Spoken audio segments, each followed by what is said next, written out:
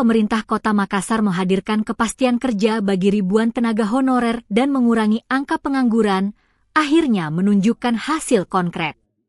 Di bawah kepemimpinan Wali Kota Makassar, Munafri Arifuddin, API, pemerintah Kota Makassar mencatat capaian signifikan dalam menekan angka pengangguran sekaligus menuntaskan persoalan tenaga non-ASN yang selama ini menjadi perhatian nasional. Dalam kurun 1 tahun pemerintahan Munafri Arifuddin bersama Wakil Wali Kota Aliyah Mustika Ilham Mulia, sebanyak 8.854 tenaga honorer resmi diangkat menjadi pegawai pemerintah dengan perjanjian kerja (PPPK).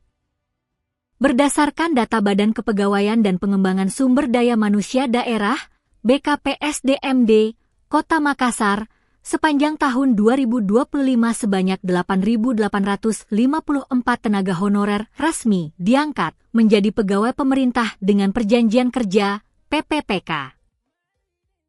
Jumlah tersebut hampir memenuhi total formasi ASN Kota Makassar yang mencapai 8.963 orang. Ini jumlah ASN yang Pak Wali Kota sudah angkat di awal masa pemerintahannya. Kepala BKPSDMD Kamelia, Kamis, 5 Februari 2026.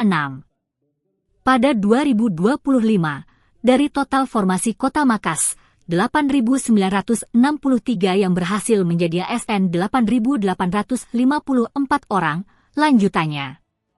Kepemimpinan Mulia, upaya menekan angka pengangguran di Kota Makassar.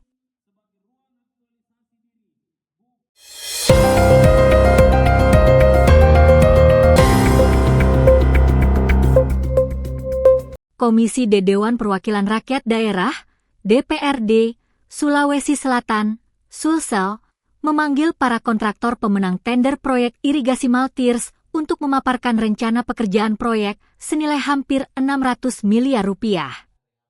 Proyek tersebut menjadi sorotan karena menyangkut kebutuhan air bagi ribuan hektar lahan pertanian di berbagai daerah di Sulsel. Rapat kerja digelar di ruang rapat Komisi D, Kantor Sementara DPRD Sulsel di Jalan AP Petarani, Makassar, Rabu 4 Maret. Pertemuan dipimpin Ketua Komisi D Kadir Halid dan dihadiri Kepala Dinas Sumber Daya Air, Cipta Karya dan Tata Ruang, SDA CKTR, Sulsel, anggota Dewan, serta Direktur Perusahaan Pemenang Tender. Kadir Halid mengatakan rapat tersebut digelar untuk memastikan kesiapan kontraktor sebelum proyek mulai dikerjakan. Hari ini kita panggil semua pemenang tender proyek irigasi Maltirs. Ada 4 paket pekerjaan dan semuanya sudah memaparkan desain hingga rencana teknisnya, ujar Kadir. Ia menjelaskan proyek tersebut mencakup pembangunan dan rehabilitasi irigasi di 39 titik yang tersebar di Sulawesi Selatan. Seluruh pekerjaan akan dilaksanakan dalam skema Maltirs periode 2025 hingga 2027.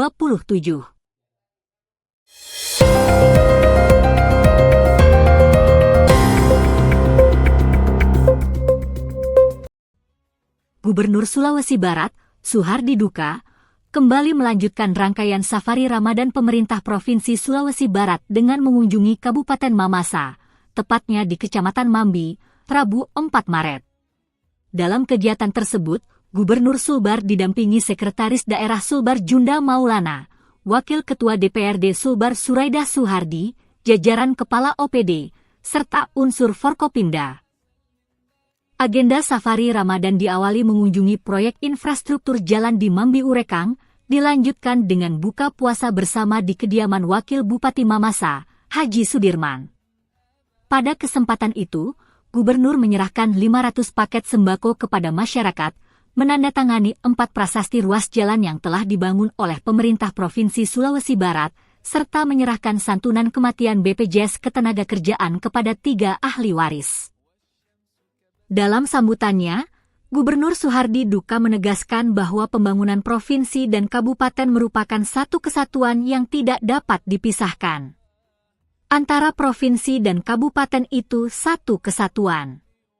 Membangun provinsi berarti membangun kabupaten, dan membangun kabupaten juga berarti membangun provinsi, ujar Suhardi Duka. Ia menjelaskan, indikator pertumbuhan ekonomi, kesejahteraan, hingga angka kemiskinan dihitung secara kolektif dari seluruh kabupaten.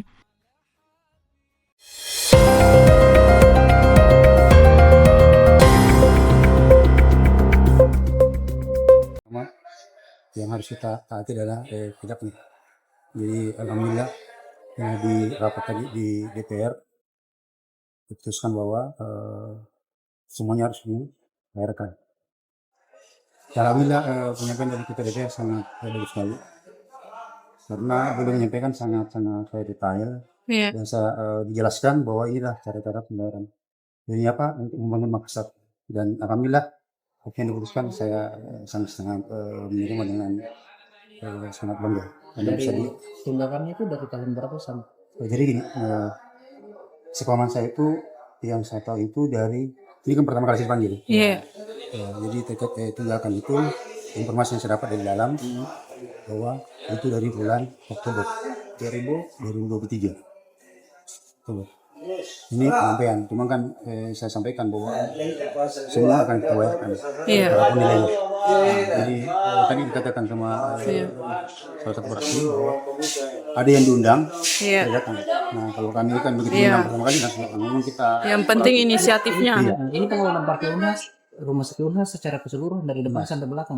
Kalau ini kan beda. Ini kan tadi nunggak, cuma kan itu urusan lain. Kalau etikatnya ke depan mungkin setelah harus tidak boleh tidak. Jadi gini, pajak itu wajib. Jadi saya begini.